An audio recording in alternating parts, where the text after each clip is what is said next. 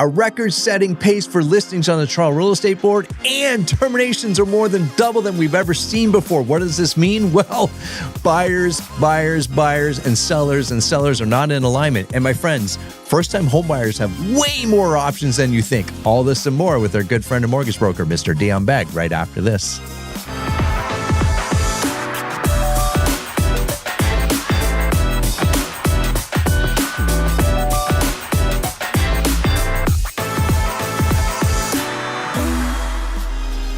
Here we are, my friends, back with our favorite mortgage broker in all of the land, Mr. Dion Beg. How you doing, my man?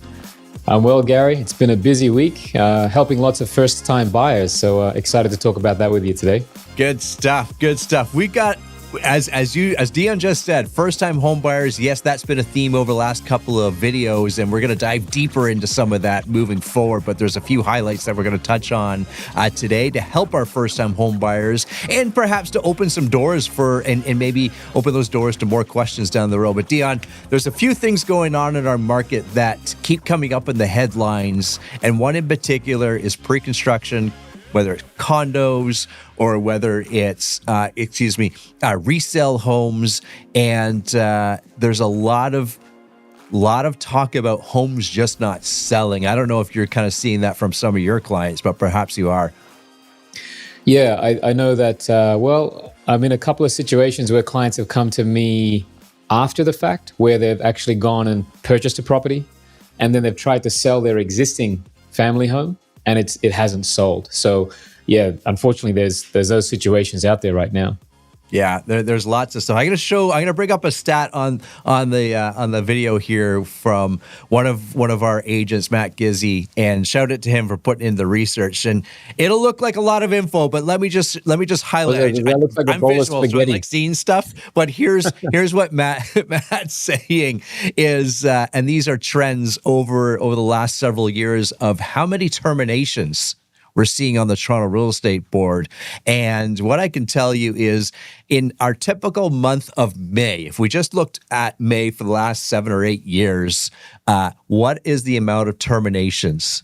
And so, sorry, Gary, for us non-realtors, what's a termination? Exactly. Good question. Right on cue. I love it. A termination is when when the listing agent and seller choose to terminate the listing. Now, that can be for a number of different reasons. Maybe the decision to sell has changed, or in many of these cases, the marketing strategy does not align with the buyer's buying strategy. So let's talk about that a little bit, is what we're seeing. And let's talk about the number, and then we'll talk about some of the reasons why this is happening. What we're seeing on screen here is the number of terminations per month over the last several years. And I looked at the month of May, and the median number of terminations in the month of May is typically around 7,200. So about 7,000. Okay. We'll call it 7,000 on the entire Toronto Real Estate Board. As we said in the past, that is a massive area, largest real estate board in the world. So there's going to be, these numbers are going to be big regardless. You might think, well, 7,000, that sounds like a lot. Let me tell you, my friends, you can see, and you might be able to already see it right on the screen, but for the month of May in 2025, we had over 16,000 terminations. And for the month of June 2025, we're trending over 17,000 terminations. So what does that say? It's like 2.5 times normal, is it? Almost, yeah, almost that. Just two and change. That says a few things. Buyers and sellers are not in alignment with the valuation of the properties. Yep. It says a couple of things as well. The marketing strategy behind what's going on here in the number of these listings is not in alignment with what buyers are expecting. And remember, your home is only worth what someone's going to pay for it. Yeah. I think a lot of sellers are probably still anchored on the fact that, my neighbor's home sold for 1.2 million. Mine must be worth 1.2 million, but the market's only willing to pay 1.1. And I'm sure, Gary, with the realtors in your network, you must be hearing the same story, right? We're seeing the same story. We're hearing the same story. We're experiencing the same story. And I can tell you in some cases we've seen homes purchase at, we'll call it, that 1 million mark 2 years ago. Some rentals were done to that home or updates done to that home, and life changes and you put that home up for sale today and you expect, well, okay, it's probably about worth 1.2 and change maybe because of the renos and the appreciation of the home. I can tell you that same home, amongst different relists and pricing strategy adjustments, is now listed for less than what they bought it for 2 years ago. So yeah, and I'll tell you how that translates to mortgage financing too. So we've got a lot of clients coming to us at the moment. Over the last couple of years, a lot of Canadian households have had challenges with meeting their monthly obligations. Because of that, they've run up some credit card debt or consumer debt. And what we would always want to do in scenarios like that is and by the way, those interest rates on credit card, 25, 29%, we try and get those rolled into a mortgage at, 4.5%, ideally, at today's rates. And traditionally, Gary, we've always been able to do that because we've been in markets which have continued to tick up and up and up in terms of valuation. But in the last couple of months, we've had situations where even the client was surprised when we send the appraiser to the property. There were recent sales in the neighborhood that meant that their house, which they thought was worth $1 million, is now worth $900,000, and that extra $100K was the money that we were all counting on to be able to consolidate that debt. And so, if you talk to any mortgage broker in any part of the GTA right now, what they'll be telling you is one of the biggest challenges they have is appraisals coming in at the values that we need, not so much on the purchase side, but on the refinance side. Yeah. And we just highlight us or just kind of touch on the highlights when we're doing an appraisal for a refinance or a mortgage like this, what you're explaining there, Dion. Explain why it's not I don't want to say true market value, but it's not that resale value of what a buyer would come in and purchase. Explain why that's a big piece of it. Yeah, ultimately, just understand that an appraiser will have to go off two big factors. One is recent market sales, okay? And let's just say we have scenarios where maybe something hasn't transacted and when I say recent is 3 months, okay? But let's say we come across a scenario where nothing has transacted for 3 months and they have to go and look at things that were like sold 5, 6, 7 months ago. They'll see those sales, but at the same time, they will look at other sales in the market, not of direct comparative properties, but the general trend for the neighborhood or the region. And if they say, okay, in the last 6 months, the general trend for all property types has been down by 6%, then what they will do is they'll just shave, say, 6% off that sale that happened 6 months ago. And so this is where, if the last reference point that you or your client has is a sale that happened 6 months ago, it doesn't mean that an appraiser can actually use that value. Oh, those are important details, my friends. And if you need more clarity on that, reach out to Dion and myself. Okay. So all we're saying here is, not all we're saying is there's always opportunity in the market, but when you're going to list your home, make sure you're in alignment with what that data is telling you in the market. Make sure you're getting up-to-date information. You're not relying, as Dion kind of explained right off the top, you're not relying on a home that sold 4 or 5 months ago or even longer ago, and those valuations are going to be different. Definitely in this market, we're seeing more and more listings come up. Okay. First-time home buyers, and maybe this will be a little bit broader than sometimes in first-time home buyers. You're looking to purchase a new home, and there's different ways we can do that, obviously, and different ways that family members in for the sake of this content today can help out with that. So, Dion, I got to throw up some questions here. You walk us through what's going on, and we've often talked about this as, okay, I'm a parent and I want to be able to give money to my child so they can go purchase their home. How does that look? What does that look like? Walk us through the gifted down payments. Yep. So one of the Old ways that people can help is through a gifted down payment. Sometimes this might be, 5 or 10 grand. Sometimes it might be $200,000 or $500,000, depending on how much those parents are in a position to be able to help. Now, in terms of gifted down payments, just know that this is 100% acceptable for every lender that we work with. For larger gifts, we may need to prove that let's say that 200 grand was sitting inside of the possession of the parent's bank account. But for smaller gifts, say under $50,000, we don't really need to figure out where that money came from as long as we have a gift letter. Every lender has their own form of a standardized gift letter, which the parents will sign and the children will sign to say, yep, this is a gift. What's important, Gary, is also that it must be a gift. It can't be a loan from mum and dad to the children. It has to be a gift if we're putting it through the gift letter status. Now, in terms of the way that people are accessing that money, sometimes the parents are in a position where they've had a good life financially, and they might have that money just sitting in a bank account or a mutual fund which they'll cash in. So that's one option. The other way that they might do it is through a formal sort of early inheritance, where they're saying, hey, we have our will done, but we're going to give you this $200K today. It means that we're going to adjust our will so that when we sell our estate, we gave you 200 grand, but we didn't give your sister 200 grand. And so she's going to walk away with 200K in the future, more than you when we pass and when our estate is settled. So that's another thing that we've seen people do. The other thing too is the parents might have an established home equity line of credit on the home that they live in or on other property, and they might just reach in and grab that cash from the home equity line.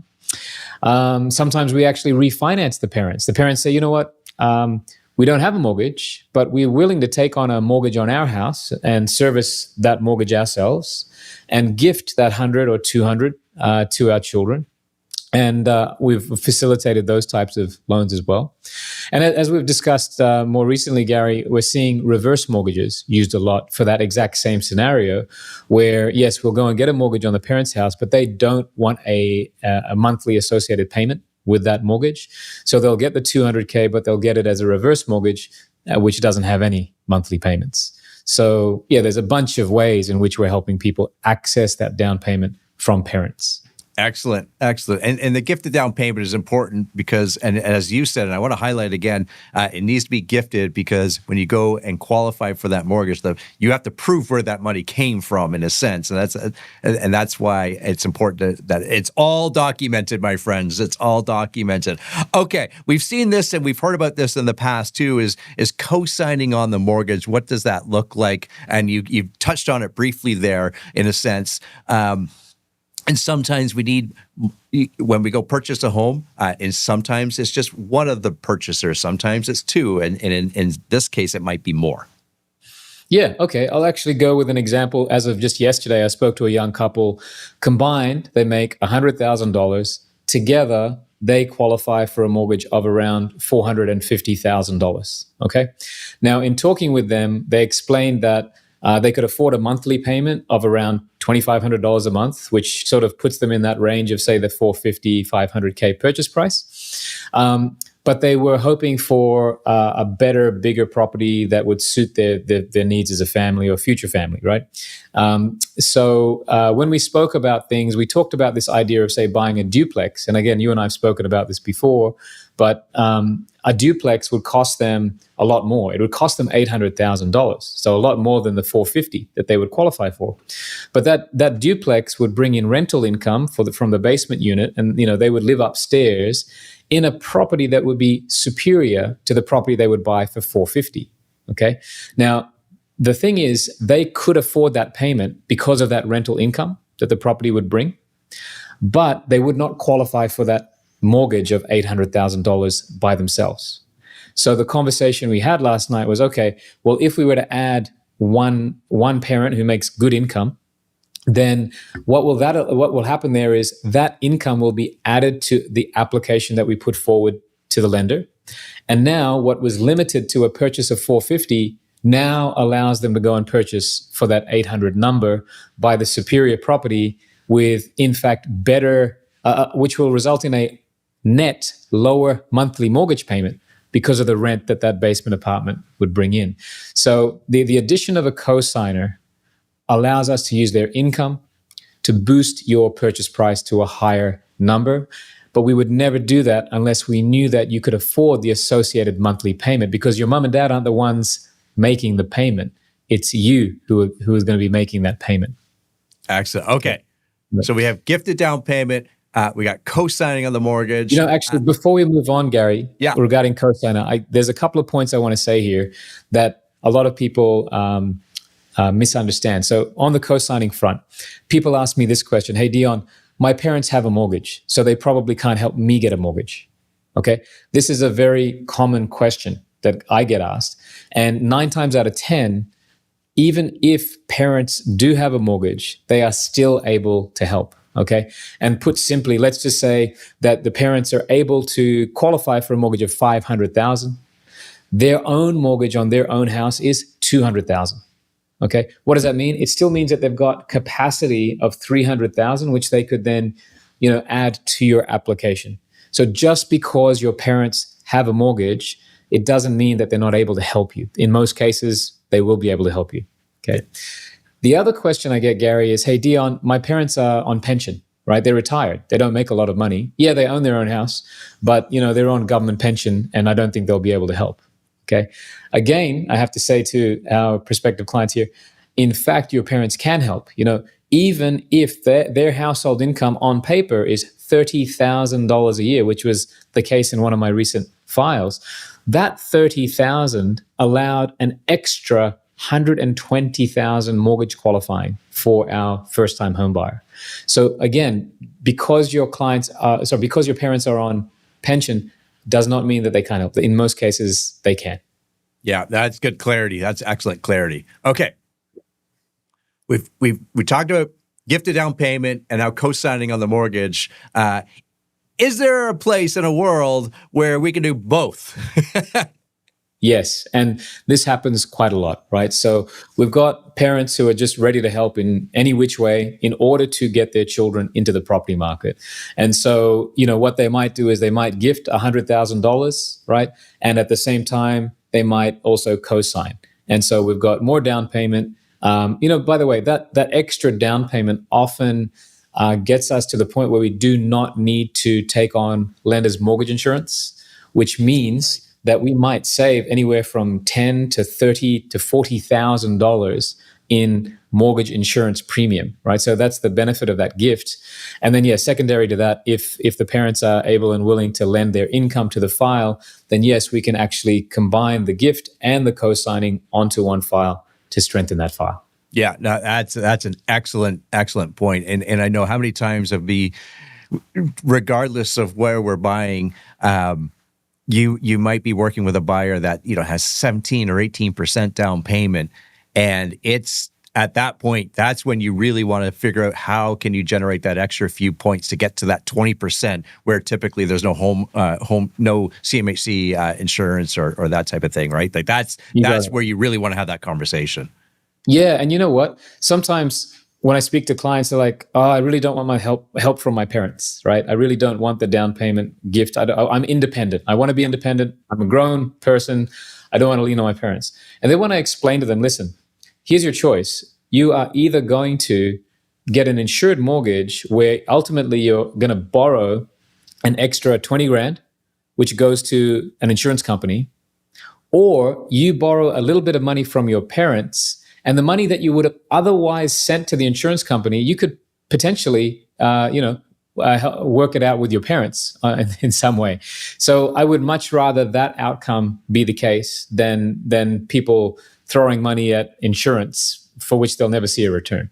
Exactly. That's a good point. Yeah. Okay. Speaking of parents, multi-generational living, we've been talking about this for the last couple of years, it feels like, Dion, and we're starting to see this become more of a trend in North America, I should say, because it happens all over the world. It doesn't happen quite regularly here in North America, or it hasn't until the last couple of years. Yeah, look, I mean, one of the biggest complaints, it's really a complaint, but murmuring amongst my 50-year-old clients is, I don't know how and if my children are ever going to buy their own home. I don't know, are they going to live with me forever, type of thing, right? And it does understandably create some level of, tension. Having this many grown people living in a house sometimes is challenging. Or their adult child is renting and paying $2,000 a month in rent that will disappear, and they'll never get any return on it. And so what we're seeing is people saying, look, if rather than you pay rent, or if we're going to live together in one property, maybe we should acknowledge the fact that, hey, you're making good income. You're making 80 grand a year. My daughter is making 80 grand a year. Why don't we add her to our application as a family? So now we have 3 incomes on the deal. And in doing so, we might be able to upgrade our home from a $1 million home to a $1.4 million home, which then allows us to have a fully sort of set up walkout basement, right? And rather than, live separately, we'll all live together, but we'll make sure that it's comfortable, in that the property is large enough for us to live together without interfering in each other's lives for the next 10, maybe 10 years. Gary, people are getting married much later actually, at what age did you get married? You were early, right? Yeah, I was 23. So young 23 compared to today's standards. You were ultra young. I was 28. Now, if I was to guess at what is the age at which people are getting married today, I would probably guess it's probably in the early 30s. I mean, maybe somebody listening to this can correct us. But, and that being the case, and also the marriage rate, it must be down, I'm going to guess, 50% over the last 20 years, because people just aren't coupling up and marrying and settling down in the same way that we used to. So because of all of these changing demographics and dynamics, that traditional 2 people pair up, combine financial force to buy that property, it may not happen. And so that combining of income may not come from coupling up, but it might be actually working together with your immediate family. Yeah, and we're starting to see that trend. We've shared this in the past, Dion. A year ago, we made the move across the country from the Toronto area to the Okanagan, and there's a lot of builders here that are building brand new homes with, we call them, they call it suites here, whether it's an income suite or, in this case, multi-generational living, and it's completely separate. In fact, if you looked at the home, you'd have no idea there's a separate suite in it.